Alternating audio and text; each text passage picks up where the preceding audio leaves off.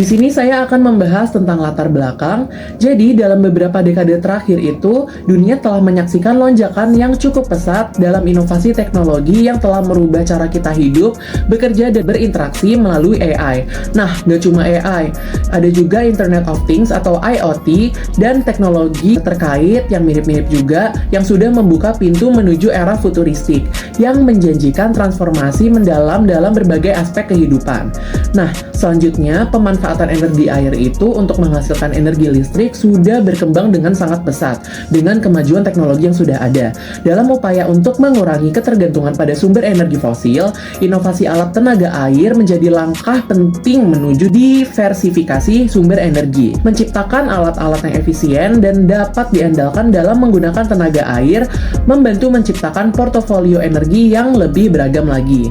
Nah, alat-alat yang menggunakan tenaga air ini cenderung lebih ramah lingkungan karena tidak menghasilkan emisi gas rumah kaca atau limbah beracun yang dapat merusak ekosistem seperti yang sudah ada sekarang. Nah, tujuan dari gagasan futuristik ini ada 3. Nah, yang pertama flexibility. Jadi flexibility ini memudahkan para penggunanya, terutama pengguna alat elektronik seperti handphone, laptop, dan lain-lainnya untuk mengisi daya di mana saja dan kapan saja.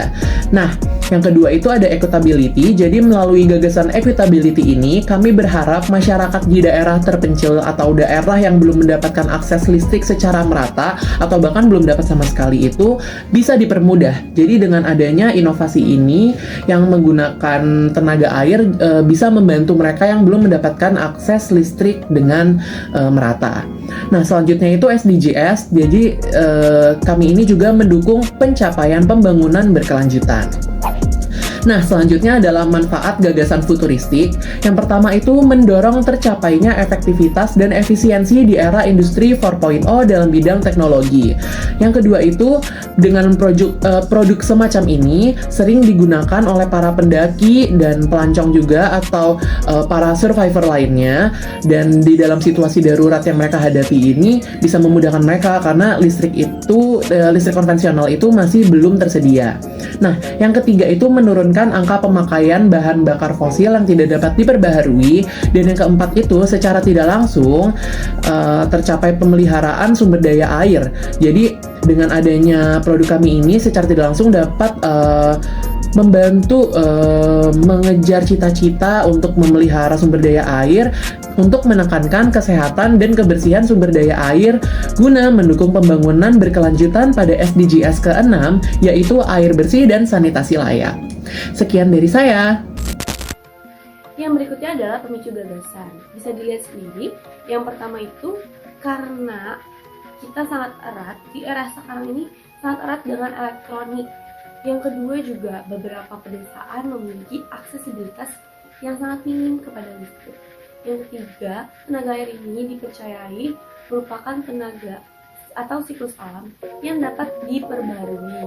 Lalu berikutnya juga kita percaya bahwa tenaga air ini memiliki gas emisi rumah kaca yang rendah dibandingkan pembangkit listrik. Berikutnya adalah pihak-pihak yang terlibat. Yang pertama, mahasiswa ilmu komunikasi. Yang kedua, industri teknologi dan energi. Yang ketiga, pemerintah dan lembaga penelitian. Yang keempat, universitas atau institut pendidikan tinggi. Yang kelima, masyarakat dan konsumen. Yang keenam, yaitu lembaga keuangan dan investor. Yang ketujuh atau yang terakhir itu adalah standarisasi dan komite regulasi. Gagasan yang kita ajukan yaitu adalah Dado Hydropower Pump. Dado Hydropower Pump ini merupakan kolaborasi dengan stop kontak yang berbentuk dengan berdesain seperti dadu dan panjang lebarnya disesuaikan dengan diameter stop kontak yang ada di rumah-rumah Indonesia. Nah, dari segi desain kita punya 3 titik, yaitu titik 1, 2, dan 4. Nah, di titik pertama itu adalah kabel casan Type-C, yang kedua dan keempat itu adalah chargeran atau colokan yang ada di rumah atau yang biasa kita itu. Oke, selanjutnya kita akan masuk ke slide cara kerja produk. Gimana sih cara kerja produk dari Dadu Hydro Power Pump ini? Yang pertama itu kita menggunakan turbin atau baling-baling yang nantinya akan berputar ketika dialiri oleh aliran air. Gitu. Yang kedua, energi mekaniknya nanti akan diubah menjadi energi listrik. Yang ketiga, ketika bagian turbin atau baling-baling tadi itu berputar, medan magnet di sekitarnya itu berubah menghasilkan arus listrik dalam kumparan kawat di sekitarnya gitu. Nah, produk ini tuh emang umumnya cara kerjanya itu mengkonversikan energi kinetik air menjadi energi listrik gitu. Oke, yang kedua, teknik implementasi dari Dadu Hydro Power Pump ini, ketika kita ingin mengisi ulang listrikan yang ada di dalamnya itu ada 6 cara. Yang pertama yaitu buka dulu tutup yang di salah satu sisi Dadu Power Pump nanti bakalan ada tutup untuk buka kita mengisi airnya gitu, dan itu nanti bakalan ada satu lubang atau celah untuk kalian tuh masukin airnya ke dalam gitu. Nah, yang kedua, tuangkan air ke dalam lubang pipa yang sudah dibuka dengan takaran secukupnya. Itu yang tadi barusan sudah seperti yang aku sebutkan ya. Yang ketiga, tutup kembali lubang pipa dan juga tutup salah satu sisi yang dibuka tadi, kemudian kunci. Nah, kalau misalkan nanti lubang pipanya itu udah dibuka, udah kalian isi secukupnya dan itu nggak dikunci, itu nanti bakalan beleber dan airnya itu malah kemana-mana. Nanti turbinnya itu nggak bisa bekerja secara maksimal dan mengkonversikan energi kinetik airnya menjadi listrik ini juga takutnya nggak maksimal kayak gitu, makanya harus ditutup lagi terus dikunci. Yang keempat, tunggu air dan sodium silsida bercampur dan menghasilkan reaksi kimia. Yang kelima, alirkan listrik dengan menekan tombol power yang terdapat di badan Dadu Power Hydro Pump. Kalau misalkan udah dirasa sekitar 1 atau 2 menit airnya ini udah masuk ke dalam, udah tercampur gitu, baru kalian bisa tekan tombol power on off-nya gitu. Yang terakhir, kemudian kalian tinggal menghubungkan charger atau colokan pada stop kontak berbentuk di dadu bertenaga air ini. Kan nanti pastinya ada lubang-lubang gitu yang tersedia untuk kalian menghubungkan chargeran kalian itu. Kalian tinggal colok aja nanti di situ. Habis itu kalian hubungkan pada handphone atau tablet gitu, atau earphone yang mau kalian isi daya kayak gitu. Nah, setelah tadi apa yang udah kita bahas, kita ambil kesimpulannya kenapa kita lebih memilih untuk menggunakan tenaga air.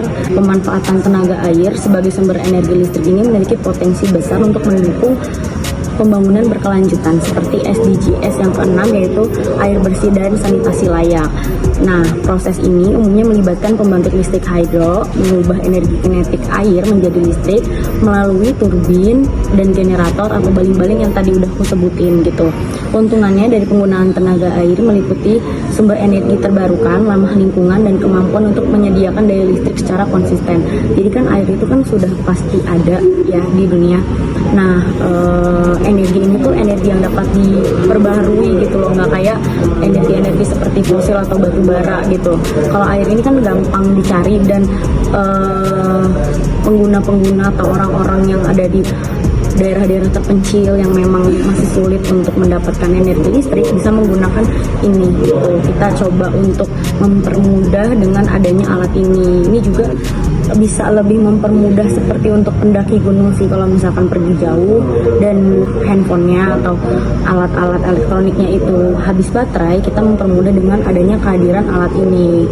Mudah sekali hanya dengan menggunakan air dengan takaran secukupnya gitu. Pembangkit listrik hidro cenderung memiliki dampak lingkungan yang lebih rendah dibandingkan dengan beberapa sumber energi lainnya seperti bahan bakar fosil seperti yang sudah tadi aku sebutkan ya.